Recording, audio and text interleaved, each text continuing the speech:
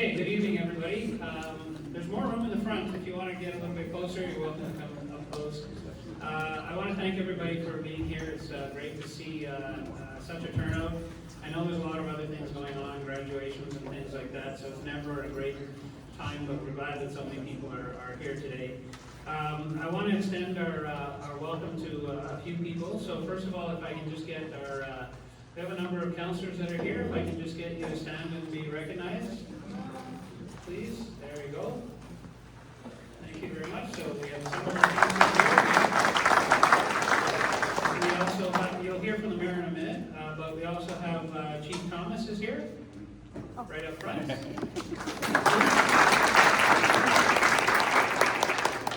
And we just want to, we also have representatives from Dresden Together and Dresden Care. So if I can ask you to stand as well, from both groups, if you could just stand. I've seen quite a few.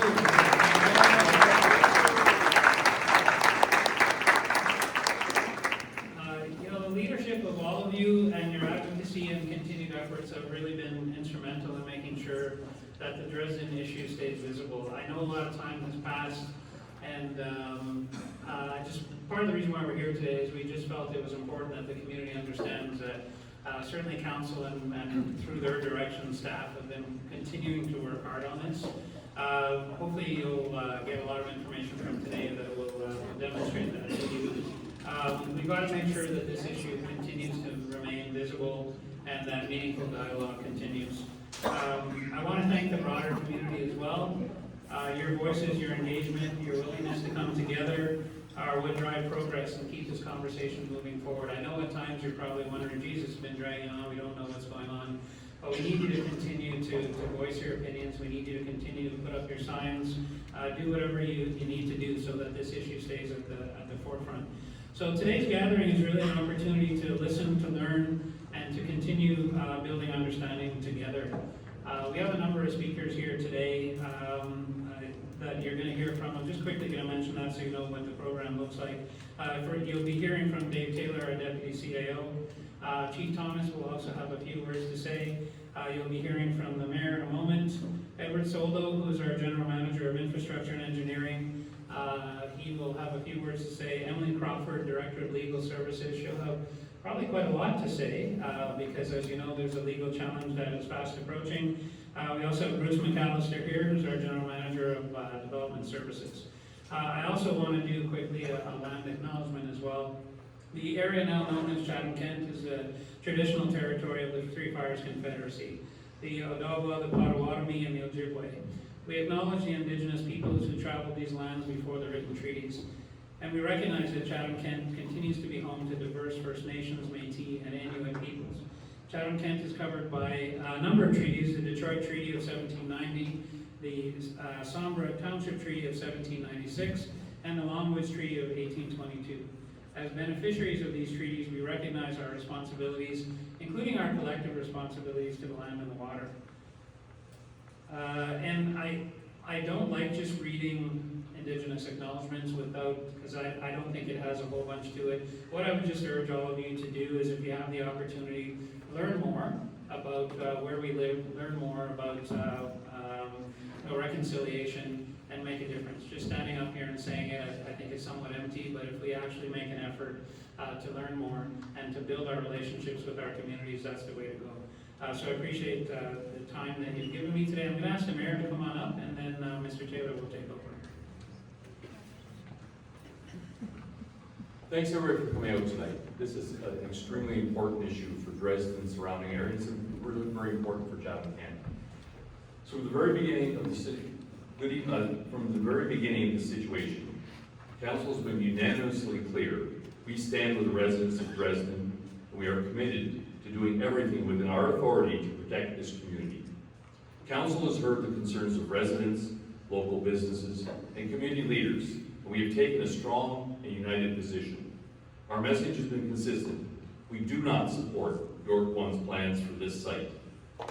Council's unanimous rejection of this proposal reflects our shared commitments to protecting the health, safety, environment, and quality of life of the Dresden community. This has been a long and challenging process, But I want residents to know that the municipality continues to fight for Dresden. We will continue to use every available avenue to advocate for the community, ensure that Dresden's voice is heard. We also recognize the importance of keeping people informed. Throughout this process, we are committed to providing regular updates and making sure residents have access to accurate information as things continue to develop. Tonight's meeting is part of that commitment. I want to thank the residents of Dresden and the surrounding communities for their passion, their advocacy, and their determination. Your voices have been heard, and council will continue standing beside you. Thanks. Thanks for that, Mr. Mayor. As Michael said, my name is Dave Taylor. I'm the Deputy Chief Administrative Officer for the municipality. At the last public meeting, I was actually in a different role. I was the Director of Legal Services, but continuing to work on this project in order to try to defend Dresden. Really appreciate all of you taking the time to be here as well. So I just wanted to walk through a little bit of the agenda that we have. Michael touched on it a little bit as well, but just in a little bit more detail. We're going to walk through the background of how we got here. I know that many of you know that history and have lived it already, but there's also maybe newer people who haven't been paying as close attention. So we just wanted to make sure that everybody had a consistent understanding of what steps have been taken in the past and how we got to the position that we're in right now and kind of what the current status is. As Michael mentioned as well, very happy to have Chief Leela Thomas here as well and provide some comments after I'm done speaking. After that, we're then going to have Soldo walk through some information that we have. We don't have a ton of information from York1. We try to be really clear in our communications out to the public that we didn't want you to think that there's some sort of major new development here, that we have a lot of new information. We're going to share all the information that we are able to share that we have, but there hasn't been a ton of information because York1 really has not been providing us very much information at all. But we wanted to share a couple of pieces that we have. So Edward Soldo is going to walk through a draft traffic plan that was submitted to us and some information that many of you probably received in a letter that York1 sent out just last week. And you might be surprised to learn this, that was the first week we saw it as well, was actually getting it passed along from community members like yourselves, including Chatham-Kent and Dresden together to make sure the municipality had that. There's new information that we didn't even know in that letter. And so, some information that we do have about potential environmental compliance approval applications that York1 intends to make. As Michael mentioned, we'll then also do a bit of an overview of the court case, and then a bit of a discussion about land use planning processes, one of the few regulatory tools that the municipality does have.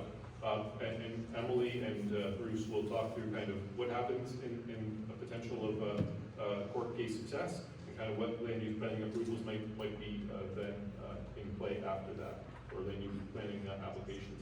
And then just a bit of a closing on some ongoing community work, ongoing messages of kind of community action. I did want to also let folks know, I very much appreciate many people submitted questions to us. There is a lot of technical information on this. For folks who haven't been, I know many of you will have been there, but for folks who haven't been on our website, we have a Chatham-Kent Let's Talk page dedicated to defending Dresden, and we've been trying to put up all the information that we receive on that website. It includes many of the very technical submissions that we have made to different levels of government about these issues, about concerns that the community has raised, about technical questions we have about the proposal. And because of all of that, there's a lot of material there as well. And so we asked the community to submit any questions to us in advance, just to make sure that we can go through all of those and try to get as accurate of answers as was possible. And so we are going to be just trying to, through this presentation, answer as many of those questions as we can. But I want to also be clear, we can't necessarily answer every question. Some of them we don't have answers to. Again, that same message that I'll probably deliver a couple times today is that York1 is not sharing a lot of information with us. We don't really have a full understanding of things like how's monitoring going to happen. What is even the scope of the proposal? This is kind of the most frustrating part about it.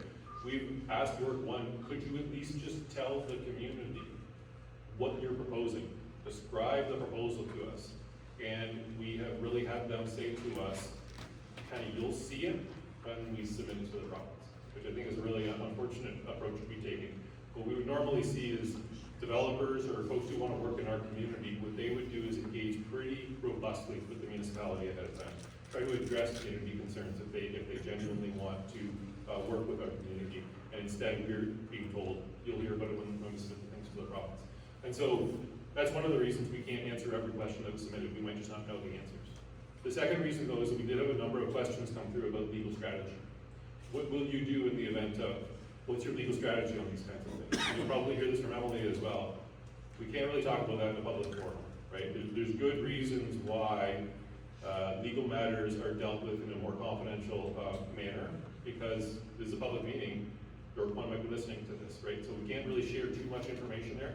What we are able to share in the legal slides is what we're able to share, but I just wanted to make sure to let a little level setting there for some folks that maybe your exact question isn't answered, and there might be a couple of reasons why we weren't able to answer that. But we are going to do as much as we can to answer those questions. And then just a reminder, we do have the Let's Talk page, and we'll continue to provide updates on that.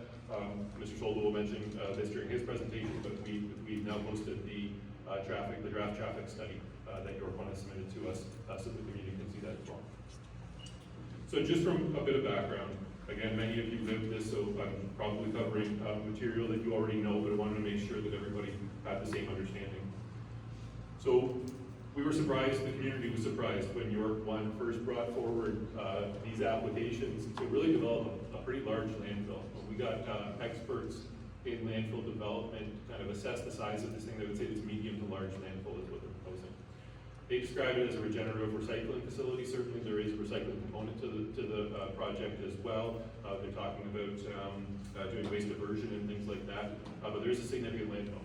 And we were surprised by that. I know the community was surprised by that. We rallied together and put in a lot of comments to the Ministry of the Environment in opposition to this. And the result of that was actually pretty good at the time. It looked pretty good. We got the Minister of the Environment to actually declare that that property needed to go through a full environmental assessment process. And that was a big step. That's exactly what landfills should have to go through, right? York1 had been taking the view that this was a continuation of an old landfill. We disagree with that. This is a very new type of application. And we have a landfill in Chatham-Kent, right? We have the Ridge landfill. And that landfill went through every one of the regulatory processes that they should have gone through. Community consultation and involvement, detailed technical studies. And it takes them years to do it, but it makes sure that the community is protected and that community concerns are heard. We thought we were there with this one as well. And once the minister had made that decision to add a regulation that forced York1 to do a full environmental assessment, York1 actually withdrew those applications that they had, the comment period for those applications was closed.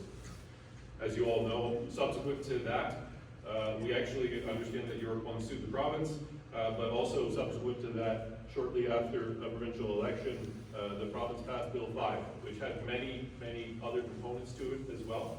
But a specific component reversed that previous decision. It actually said that property that York1 owns on Irish School Road does not have to go through an environmental assessment process. It waived any requirement for them to go through that environmental assessment. And instead, the province said that they were going to use environmental compliance approvals. We've asked our experts to do a summary of that. It does exist in our materials on the Let's Talk page. Essentially, it's a lower level of environmental thresholds, fewer studies, fewer reviews. It doesn't look at a kind of a holistic review of the application and all the different things that could be impacted and how they impact each other. So it's a lower level of environmental review. It's not that no environmental review is happening, but it's a lower level of environmental review. And so that was the approach that the province took in Bill 5. We've sought information from York1 consistently about that. As I mentioned, even we've just asked them to tell us the scope of the proposal and just not getting that information. But a recent letter, just the one that came out just last week from York1, they've indicated that they're intending to make these submissions for environmental compliance approvals by mid-summer of 2026. And so the fact that we had this scheduled public meeting and that letter coming out, it's actually good timing for us to be talking to you about the fact that sometime during this summer, we're going to see potential environmental compliance approvals, applications, and we need to be rallying kind of against that and raising our concerns with that. As I said, we also have received a draft traffic study, and Mr. Soldo will be going through that on some further slides.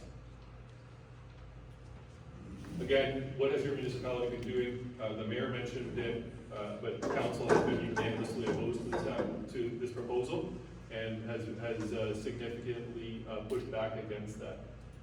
So part of that involved advocating to the province, but also there were, before Bill 5 was passed, there was a committee. The province does standing committees on different issues. And the mayor attended on council's behalf and spoke really strongly against this application, tried to raise the concerns that we've heard from your community about just how bad this would be for Dresden, the concerns we have, and the lack of kind of information that we were receiving.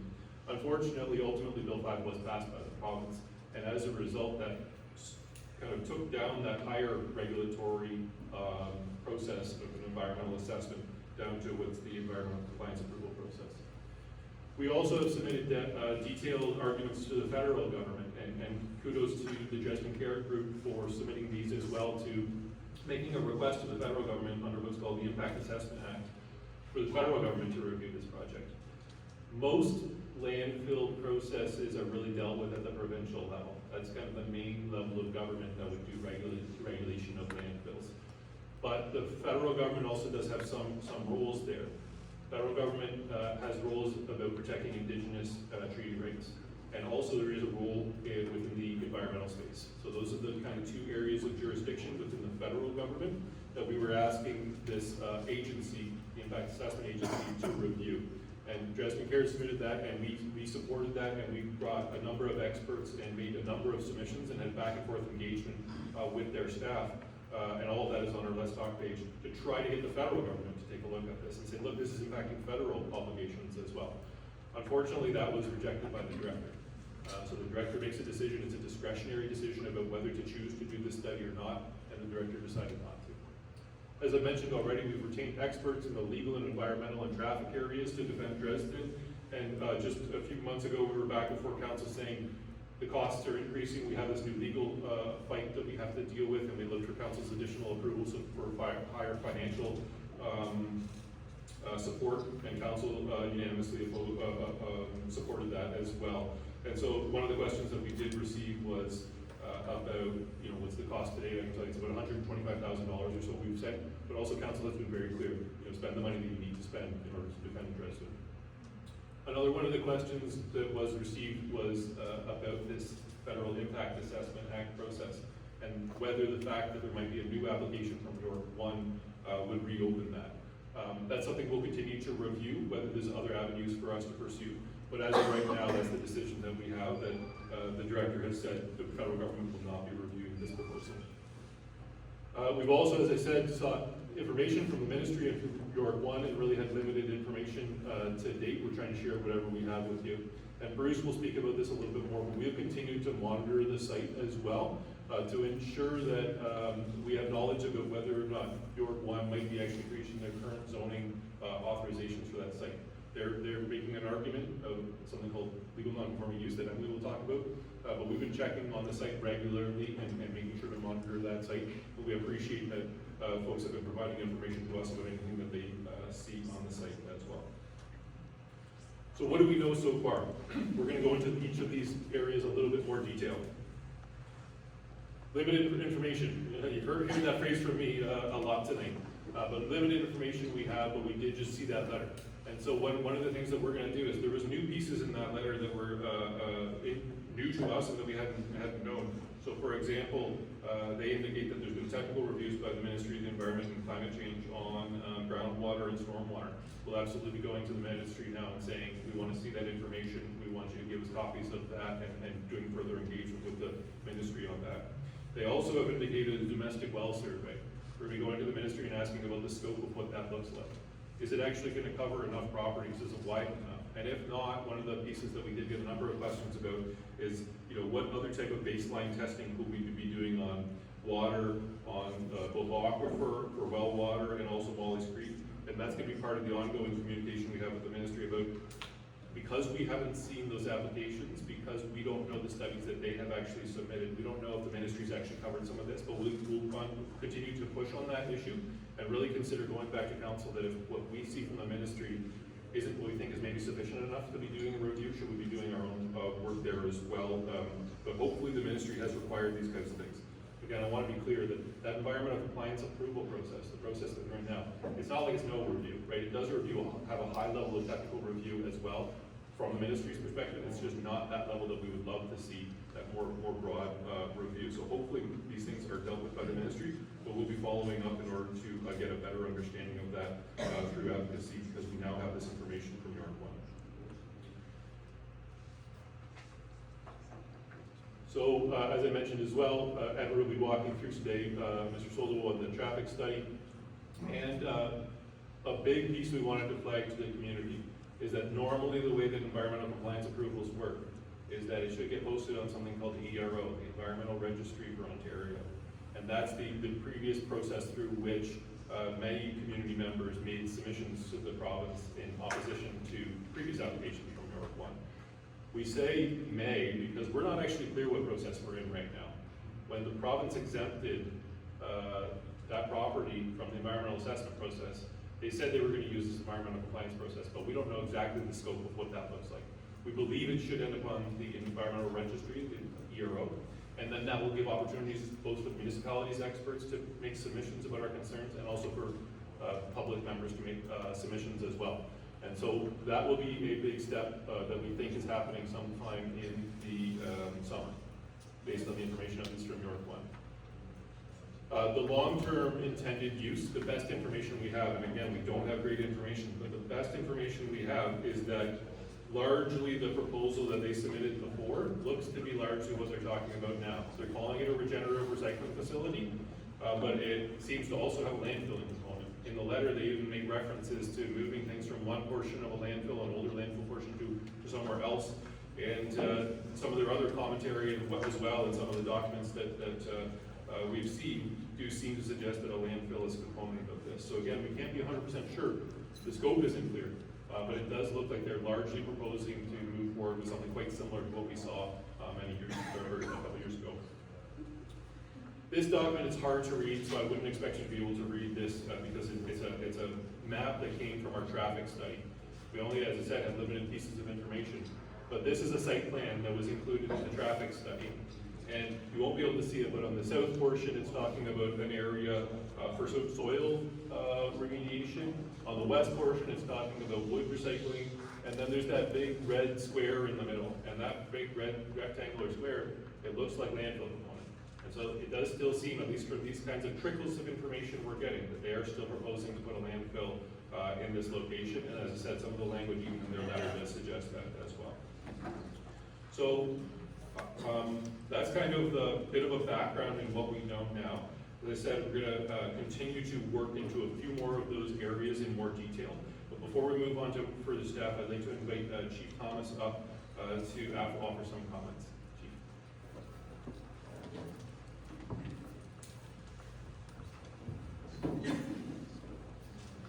Hello everyone. Chief Leela Thomas from Chatham-Kent unceded territory. I'd like to extend a thank you to Chatham-Kent staff for inviting me here tonight to speak to you all.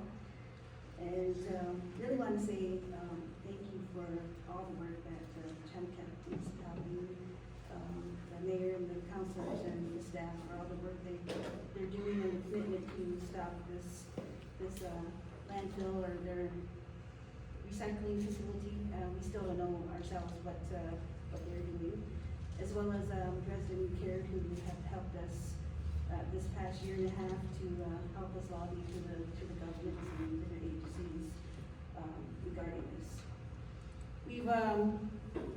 We were still committed to the First Nation to not supporting this project. So unfortunately, like Mr. Taylor, we don't really have many updates from York1. And but we can give an update in terms of what we've been doing from our First Nation.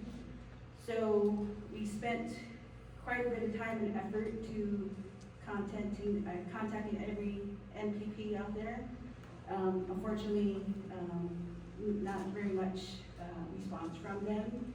And to me, it was disappointing in terms of the messaging we were getting from each party was the same messaging. And it was just, all I can say was very disappointing.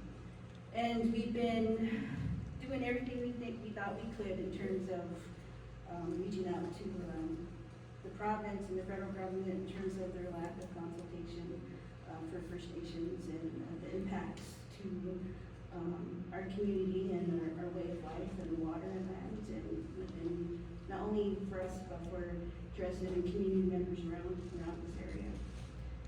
So we met York1 once. This is about a year ago, probably around the same time as you guys have.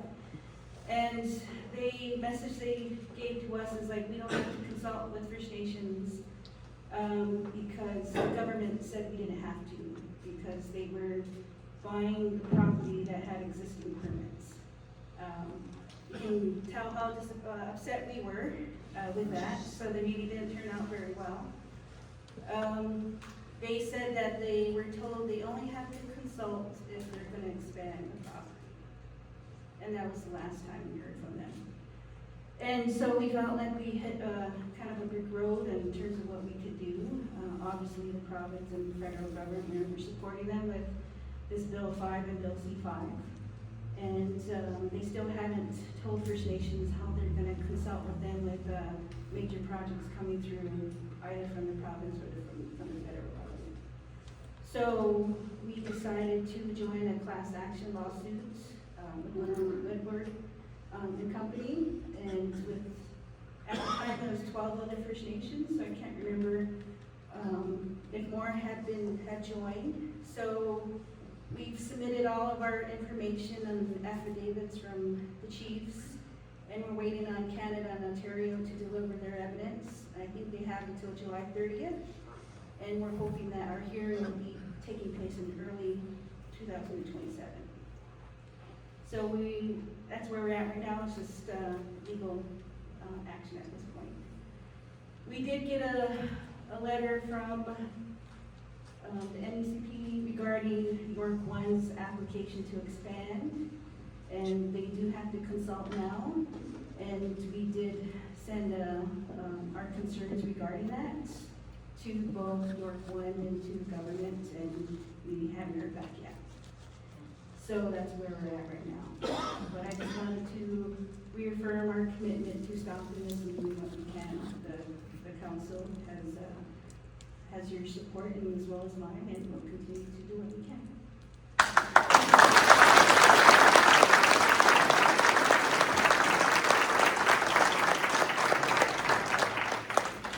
Good question. Thank you for that, Chief Thomas. Very much appreciate you coming tonight and for your continued work. I'd like to introduce Edward Soldo, our General Manager of Infrastructure and Engineering. Thank you, Mr. Taylor. As Mr. Taylor has indicated, I'm going to provide an overview of the traffic study and the traffic information that has been given to us by York1. They did hire a traffic consultant called Urban Trans to undertake a pretty comprehensive traffic impact study. As Dave has indicated earlier, a copy of that study is available on the municipality's Let's Talk website. The traffic study did provide very limited information on actual operations on the site itself. The map that David, Mr. Taylor talked to earlier wasn't provided there, but it did provide information on things like traffic volumes, the routes, site access, and some of the impacts on load restricted roads and bridges. So one of the questions we heard through the question period was about the number of trucks that are entering the site. The traffic study identified there's about 20 trucks that will enter or exit the site during peak hours in the morning and the afternoon, and about a total of 200 trucks in a day. I do want to point out that in the traffic study, it's a very technical document, so for those that are reading it, there are two sets of numbers in the study themselves. It speaks to truck traffic and passenger car equivalents, so I just don't want anyone to get confused when you start seeing different numbers, because they do that conversion for the technical analysis. One truck is equal to 3 cars, so when you look at the report itself, just keep that in mind. I do want to point out in their ECA submission in 2023, they indicated that there would be 700 trucks using the site per day, 7 in peak hours. So those are two vastly different scenarios. The traffic study is saying there's going to be 200 in a day, when the previous submission said 700. And we are asking for more information on the proposed traffic volumes themselves. The report also provides a distribution of where the trucks are going to be coming and going from.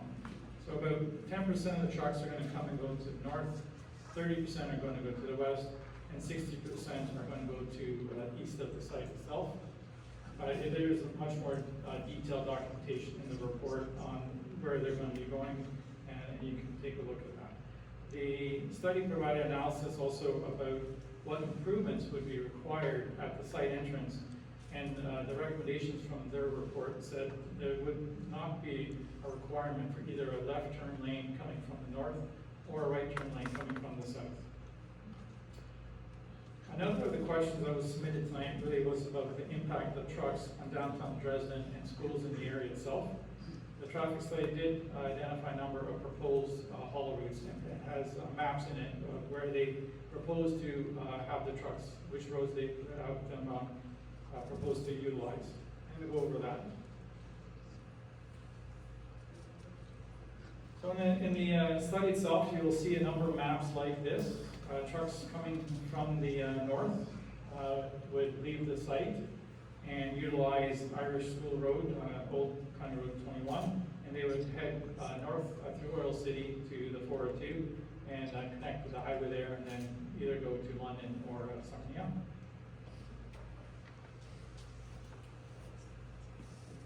Trucks going to the west, and this is a good example here of them coming from, say, Windsor as an example. They would utilize Highway 401. They would get off on the interchange at Kent Bridge Road, go up Kent Bridge to the baseline, utilize Don Mills, Croydon, and then go use Irish School Road to go around Dresden. So the routes that they provided us do avoid Dresden downtown itself.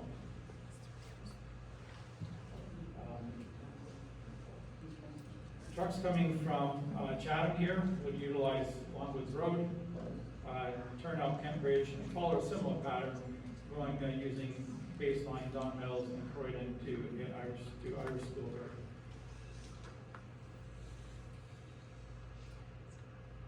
Trucks coming from the east, say from London, they would utilize the Highway 401, Victoria Road, baseline Don Mills, and then Croydon and Irish School as well to get around to the site and go around Dresden itself. All these maps are available inside the traffic study that's online. You can look at them in more detail.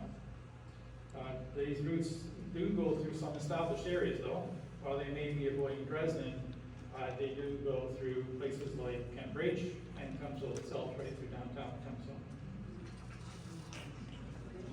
One of the other questions submitted for us tonight was about how we can potentially utilize things such as weight restrictions, truck restrictions, and turning restrictions to help us manage the traffic coming to and from the site.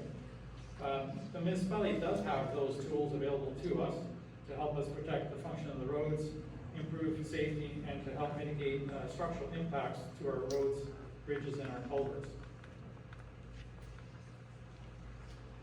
It should be noted, though, that these restrictions impact all users. If we utilize those tools that are available to us, they would also apply then potentially to agricultural vehicles, freight trucks, and commercial vehicles serving Dresden. And they would really need to be exercised or enforced using some really sound engineering analysis and rationale not to negatively impact existing businesses.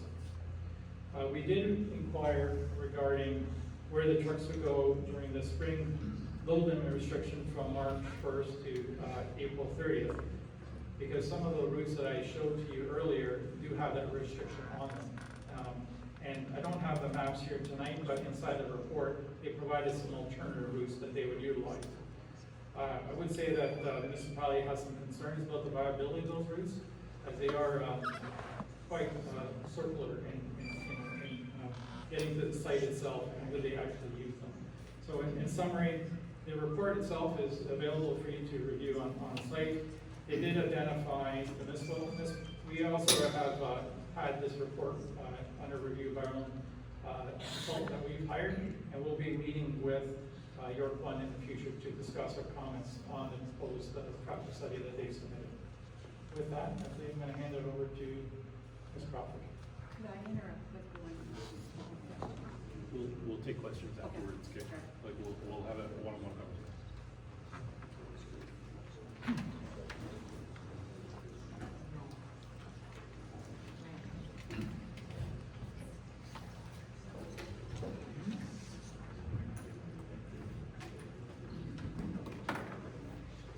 Good evening, everybody.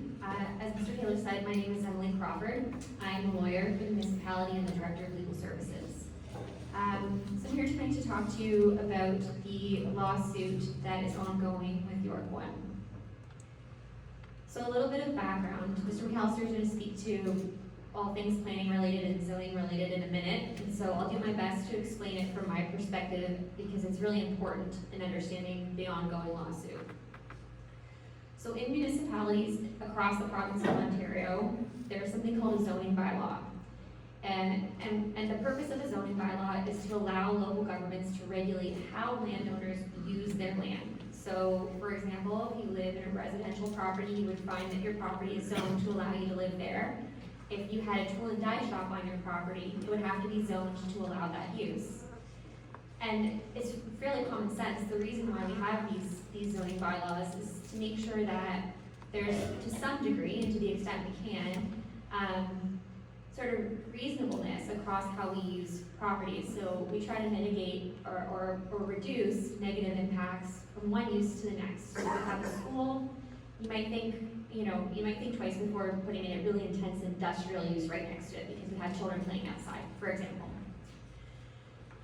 So in this case, York1 is proposing to use these lands on Irish School Road for a waste processing and landfilling use. As my colleagues have said, what that exactly looks like, so I mean the nature, the degree, the intensity of that use, is to some degree up for debate depending on which records you're looking at. So we know in 2023 that York1 filed applications to the Ministry of the Environment that they subsequently rescinded after the province passed Bill 5. But from those materials, and as Mr. Soldo said, we could see that York1 was preparing to use the property for a high volume of trucks, for example, we're going to come in and out. So those are the kinds of uses that we're talking about. And so in this case, the municipality has repeatedly told York1 that their current property zoning does not allow for waste processing, does not allow for landfilling. So this is repeated going back to at least 2022 when the municipality first learned that this is potentially coming down the pipe.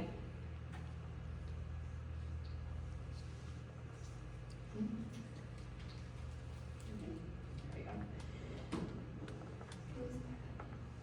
So, not a week before November 2025, I sent a letter to York1 reiterating this point. If you're going to go ahead with this, the municipality has this regulatory process you have to go through, this zoning approval process, and so we expect we're going to see that application coming. Thank you. The following week, the municipality was served with something called a court application. So it's an application in the Ontario Superior Court. It's different than a typical lawsuit where you get like a statement of claim, a legal claim. A court application is really asking a court not necessarily for compensation, monetary compensation, but rather they're asking the court to make a legal finding on a legal issue. And so in this case, York1 is asking the court to decide that they do not need to follow the municipality zoning bylaw because they have something called legal non-conforming use. And so, in short, so to describe this concept, legal non-conforming use is the idea that if I have a particular use on my property, so back to my example, if I have a tool and die shop, let's say in 1965, and at the time, the town either doesn't have a zoning bylaw or its zoning bylaw says that's completely permissible. If the next day, I'm continuing to run my tool and die shop, the municipality changes its zoning bylaw and makes that use illegal, I'm still allowed to continue to have my tool and die shop. So effectively, you're grandfathered in. Right? It's again, common sense, we're trying to allow, that use has always been there, we can kind of expect that it was always going to happen, and so we should maybe find a way to work around that use. And so that's the concept of legal non-conforming use. Now, as Mr. Taylor said, my slides are not going to get into the strengths and the weaknesses of the municipality's case, and that is not because of any sort of apprehension about being transparent with the general public, but that is because This court hearing is not happening until September, and that the strategy on responding to the court application is very important, and we don't wish to share that with York1. So I'm going to talk about these concepts at a high level, but I'm not going to get into the strengths and the weaknesses and the strategy of the case, but I do want to make sure the public understands what the legal issue is that's at the heart of this court application. So at a very high level, the municipality's response to all of this is, no, your property is not zoned as a landfill, it's not zoned for, as a waste recycling facility. And furthermore, based on everything we've seen and all the various materials you provided to us, any of the historic uses that have happened on this property are vastly different from what you are proposing. And so legal non-conforming use, or this idea of grandfathering, even if it were to apply, it never is intended to allow you to have a massively expanded use. So if I have back to my tool and die example, if I have 2 employees and I want to have a massive industrial factory with 500, well, that's not a legal non-conforming use. I'm not grandfathered in, of course, because then the whole purpose of the zoning bylaw goes away, right? So where are we in this lawsuit, and what does the municipality have to do in response? So we got this application record. York1 has served us with what they intend to rely on in terms of their evidence. So that would be a lot of the materials that have been discussed this evening, basically evidence about what they propose to do on site. And Chatham-Kent has retained lawyers who have specialized skills, external lawyers who have specialized skills and knowledge in this issue of legal non-conforming use from where it holds. They are now in the middle of preparing Chatham-Kent's response to this. So that will include expert evidence from traffic experts, environmental experts, and of course there will be legal experts involved in making the arguments. And that will go to a hearing, it'll be a virtual hearing, I believe, in September of this year. So an important thing to understand about that hearing, I believe, that, I think from my perspective, is it won't be like a trial. So there won't be witnesses that come up and speak in front of the judge and give evidence. Instead, all of the evidence is going to come in under sworn statements in advance. So by the time we get there, it will just be lawyers arguing. All of the evidence is going to go in, and we call them affidavits, but it's sworn statements. So if you're going to be, following along when we get to that September hearing, we won't see, your neighbors or municipal employees there as witnesses. Instead, you'll see the lawyers arguing based on the documentary record that's before the court. Okay, so I'll turn it over now to Mr. McAllister. Oh, actually, before I do that, maybe because I'm jumping the gun a bit. Okay. I wanted to talk about very quickly the outcome of the litigation, and I know that we're going to talk about this again a little later on. One of the questions, or lots of the questions that came through about this court application is, well, what happens if Chatham-Kent is successful? What happens if Chatham-Kent isn't successful? So, like I said, this is just one regulatory tool. So zoning is one way that municipalities regulate land use. It's a very narrow legal issue, and so I just want to make it clear that for the general public, if Chatham-Kent is successful, what it will mean is that York1 is just going to play ball with the regular process we would have always expected. They're going to file an application to the municipality's planning department to explain what it is they intend to do, and then there would be an analysis, a planning analysis done to decide, okay, how does this fit into the municipality's zoning bylaw? What might be required of them in order to comply with zoning? So it doesn't mean that the project, the concept itself of applying for zoning doesn't mean the project will not proceed. So that's important to understand. This is their attempt to avoid yet another regulatory process, but the reality is, even if Chatham-Kent is successful, it will only allow Chatham-Kent to apply its own regulatory functions. It doesn't increase the province's responsibilities to regulate this. So I just want to make that clear. There is also, and not to make it too complicated, but there is also the possibility at any point in time that the province of Ontario could come in and say, Chatham-Kent, you do not have the ability to decide whether or not your zoning bylaw applies to this property or there's a conflict with your zoning bylaw. The province can decide at any point in time how property owners can use their land. So the minister could, at any point through the course of this litigation, hasn't happened yet, could, through an order, provincial order, approved basically that this property has sufficient zoning to go ahead based on the proposed uses. And so we always have that sort of hovering above us. We're fighting this fight. We're gonna fight all the legal arguments we will advance our defense to this. But we are, you know, as has been the case with respect to environmental regulation, the province has powers to tell Chatham-Kent, you know, it's our decision, not yours. So I just want to make that clear as well.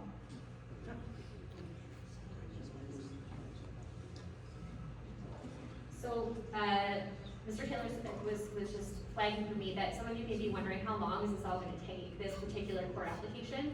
If it were heard in September, it's very, very, very unlikely that a judge is going to give us a decision that day. In my experience, it can sometimes take up to, you know, 6 months even to get a written decision. And so court processes move slow. This is actually moving much faster than I would say a typical court application does. But even once we get to a hearing, it will take some time for a judge to issue a written decision for the parties, and that could take, you know, months. Obviously, Chatham-Kent would be emphasizing we need a timely decision, but that it just will take the time that it takes. And then, as with all legal battles, it's never necessarily over even if you win. So regardless of what happens in September, both parties have the right to appeal that decision to a higher court. And if that were to happen, an appeal can take months, if not years. So these are all things that staff will continue to update the public on as we get a better sense, as we get information as to how the court proceedings are going to progress. We will share that with the general public. And, you know, we can't speculate right now as to whether or not we'll be successful, whether or not there would be an appeal. But as soon as those things happen, if those things were to happen, we would be sharing that with the public so the public has a sense of what to expect as well and, you know, the relevant timelines.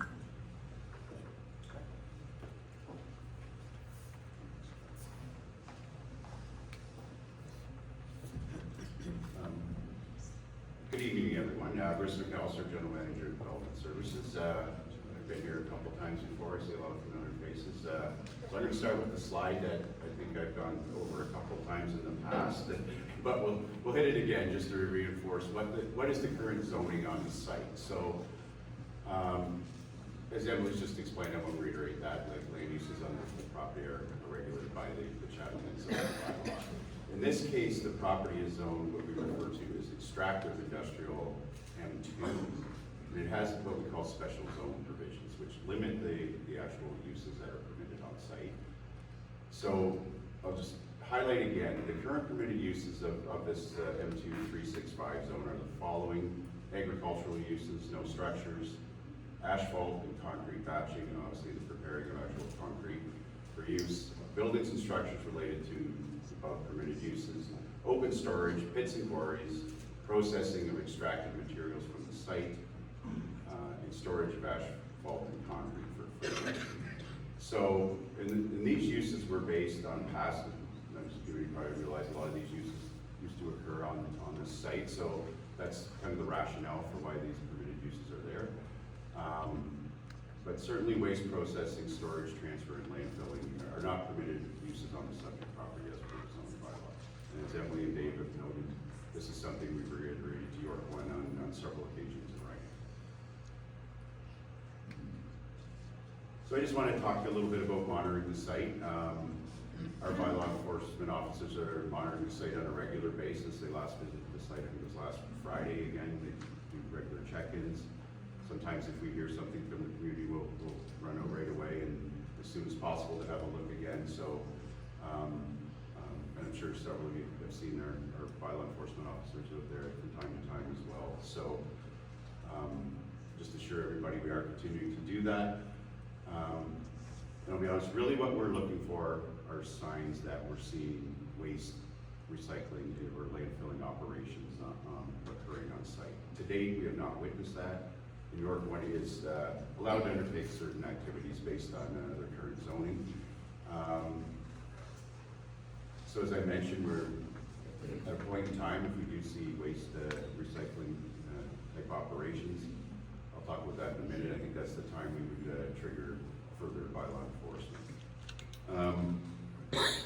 I just note, like in that mail out that Dave referred to that York1 sent out last week, they did acknowledge that no new operations would begin until the ministry has at least approved their applications. Take that, I guess, for what it's worth, but we haven't witnessed any site yet. They did acknowledge that some of the activity you see is field work for background studies they're working on. I think they're doing some geotechnical work on site, well monitoring, and that's the type of thing that we have witnessed as well. And those are uses that are permitted to occur as well. There's nothing we can do to enforce against those types of uses occurring on site. We will continue, obviously, to monitor the site, but if citizens observe signs of these types of activities occurring, certainly the best way to do that is report it by calling 311, or you can email that email address there, ck311@chatham-kent.ca. The reason that's the best way to do it, all those calls get logged and tracked and prioritized. So that's our kind of municipal reporting system that we encourage people to use. Obviously, we'll make that available as well. And as I mentioned, should waste processing or landfilling activities start to occur, there are enforcement procedures under the zoning bylaw that municipalities can take. Maybe I'll just have Emily speak quickly to what those are. Some of them are somewhat legal in nature. Better her to do it than I. Sure, so, as with all bylaw enforcement, it would be a progressive approach, right? So if the general public, if it's reported that it looks like there's a non-permitted use going on the site of the zoning bylaw, a bylaw enforcement officer would go out, do an investigation. If it was determined there was an infraction of the bylaw, so somebody's actually contravening it now and you know, engaging in one of these uses that we have said is not permitted, a bylaw officer could issue a notice of infraction. And then after that, it can escalate, so there are abilities under the Provincial Offences Act to charge a property owner if they're continuing to be non-compliant. And so there are other legal avenues the municipality could explore and would potentially pursue if we saw kind of persistent non-compliance and non-cooperation if this were to occur. Like I say, it would be based on the observations on site and taking sort of an escalating approach.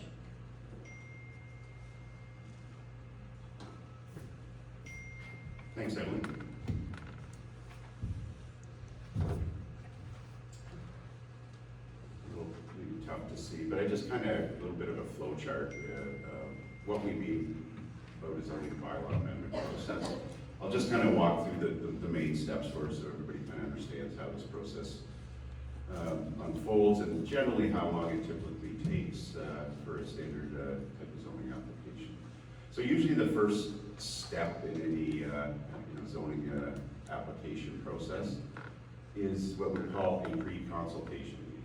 Really, that's an initial meeting with generally planning staff, maybe engineering staff, where you sit down with the proponent that has any type of proposal, be it residential, industrial, commercial, that may require rezoning the property.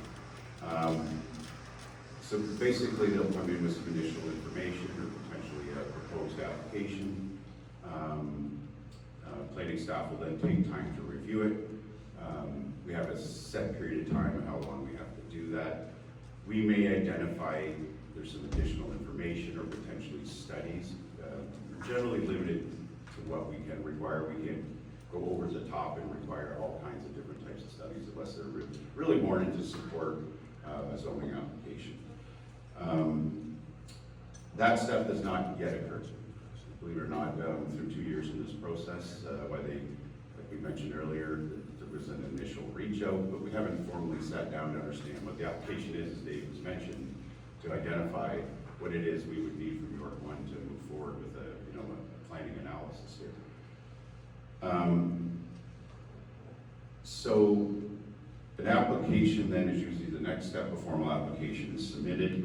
The municipality will review that to make sure it's complete based on, they gave us what we requested so we can move forward with the review of the application. If it isn't, we would identify it's not complete. The proponent may very well challenge that, and they could go to the Ontario Land Tribunal, say the municipality is kind of overreaching here, we don't believe we need to provide anything further. Or they simply abide by our request and get us the information we requested.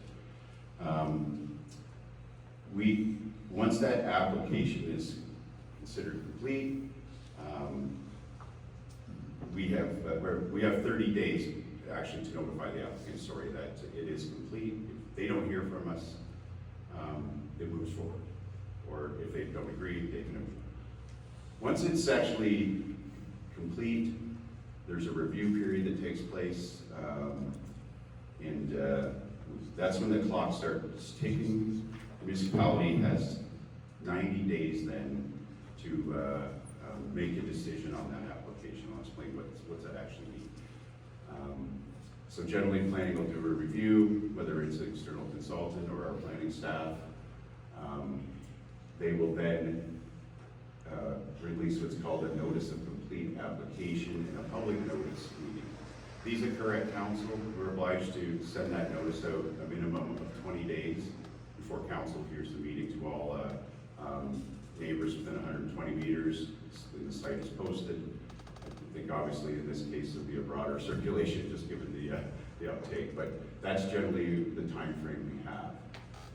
So there'll be a planning recommendation of some sort. At this point, like I said, we don't have an application, so it's too early to judge what that might be.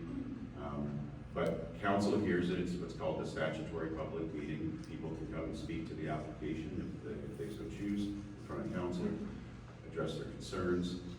And then obviously council has the choice to either approve the application potentially, refuse the application, or potentially maybe council doesn't actually make a decision.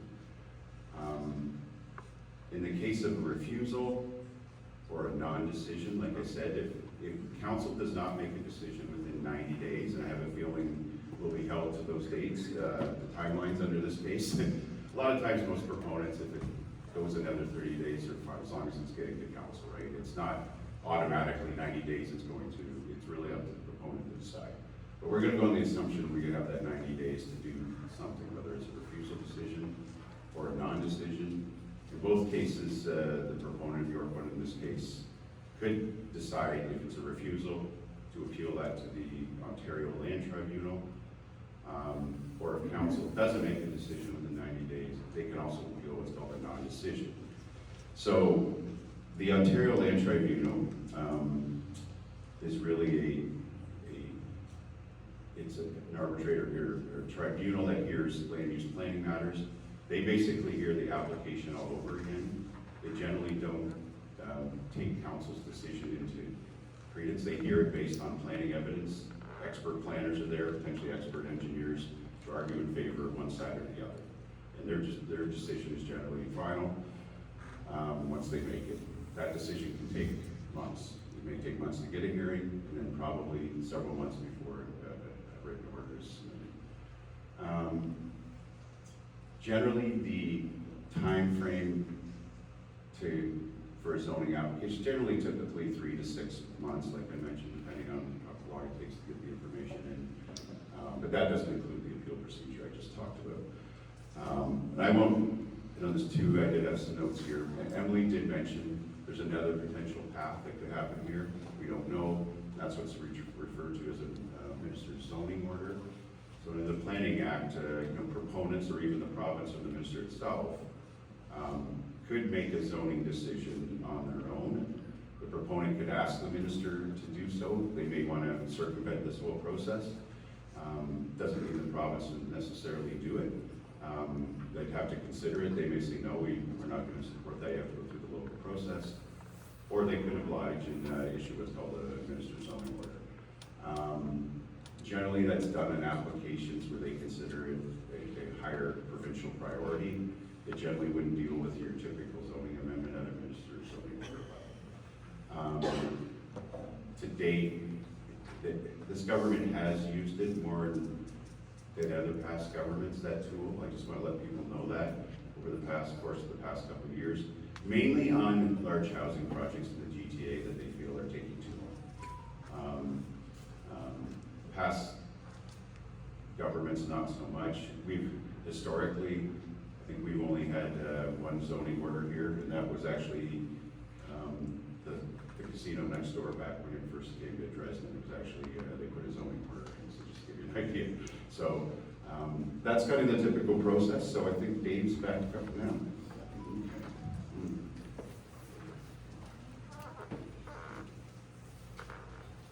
So just kind of tying some of all of that together, right? So we've got this legal proceeding that Emily talked about, and the question is, really, does York1 have to go through that zoning process or not? They're trying to avoid it. They're trying to say their grandfathered in.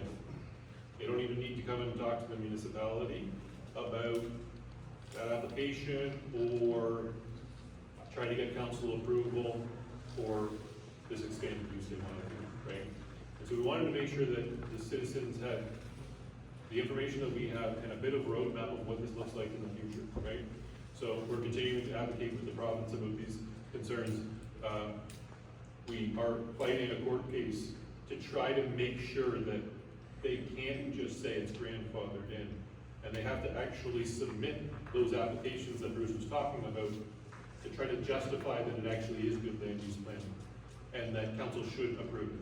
And that would actually come to a spot where all of you would actually be able to provide your perspective on that before council were to make a decision about the application, right? But what they're trying to do is avoid all of that by going to the court application, and instead just try to get the court to say, no, their grandfather didn't need to do it without checking with council, without getting some sort of local approval, without hearing from you. And so we wanted to just kind of round that up a little bit. We're continuing to fight for Dresden, and we need you to stay engaged in it. Obviously, very much appreciate all of you being here tonight, and continue to stay engaged. We talked about the Let's Talk page. That's where we'll continue to provide updates.